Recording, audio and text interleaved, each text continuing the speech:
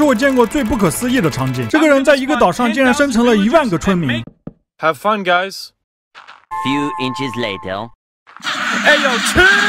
来观察这些村民的行为，他们会做些什么呢？刚开始所有人都是一样的，他们都冲向了森林路树，然后开始盖房子。还有一小撮人竟然想要离开。Y'all can't leave. 由于人数众多，一座村民房子很快就建起来了，还出现了别墅、城堡和其他建筑。 Is this a wedding? You may now kiss the bride. 甚至连监狱都产生了，还有一个巨大的斗兽场，人们纷纷去围观。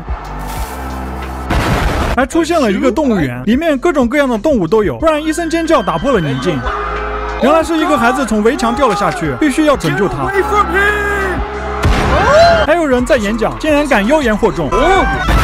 之前那个建城堡的地方竟然变成了一个巨大的王国，还产生了国王。大量的村民在下面欢呼，他们突然注意到能在空中飞的这个家伙。村民们开始把他当作神崇拜，还在岛上建造了很多他的雕像，又建了一个巨大的教堂，每周7天都为他祈祷。眼看如此，这个家伙开始飘了。他亲自为这些村民写了一本圣经，第1条就是要献祭村民，第2条竟然是允许谋杀和偷盗，最重要的就是要崇拜他。他逼着国王照办，之后整个世界就变了天。 Alright, how y'all doing? Oh, damn, he means business. Hey, yo, no vandalizing. Alright, bet. We are sacrificing this villager for our Lord and Savior, Rock! Let's go!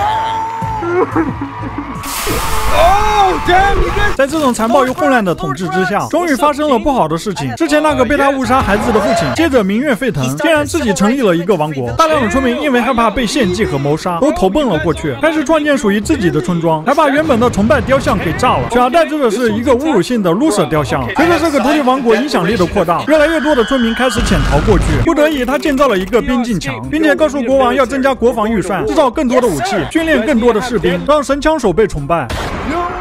一时间，机甲、飞机、坦克纷纷被造了出来，全部都开到了前线。为了以德服人，还是给了对方一次和平解决的机会。 I'll be cool with you guys. You're no god. You're Satan. You killed my son. We have a Declaration of Independence. You can't attack us. Oh, that's sick. Hey, can I see that? Oh, sure. Fuck out of here with that bullshit.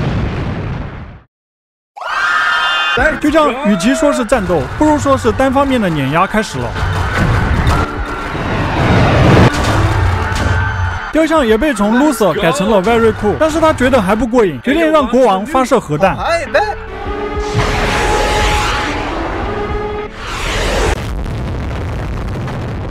双方的军队和人民瞬间都被消灭，坏人是没有了。不过现在谁来崇拜他呢？ Hey, I'm gonna need you guys to repopulate. 他竟然让2国的国王结合，又繁殖出了1万村民。 One more time!